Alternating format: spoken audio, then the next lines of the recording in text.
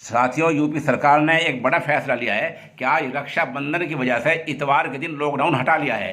सरकारी प्रवक्ता तर्जुमान का कहना है आज लॉकडाउन नहीं रहेगा और इसमें मिठाई और राखी की दुकानें खुली रहेंगी। सरकार ने एक फैसला ये भी लिया है कि खातिन यानी महिलाएं रोडवेज बसों में आज के दिन मुफ्त सफ़र कर सकेंगी, उनका कोई पैसा नहीं लगेगा। समझा ये जा रहा है कि सरकार की ये नीति अच्छी तो है, ठीक है, लेकिन ये भेदभाव है, क्योंकि कल ईद उल अजहा थी, कल बकरीद का दिन था और अहले इस्लाम का त्यौहार था, तो सरकार ने ऐसी कोई रियायत का, ऐसी कोई छूट का कोई ऐलान नहीं किया। लेकिन आज बिरादरान वतन का रक्षाबंधन है, आज सरकार ने छूट का ऐलान कर दिया है।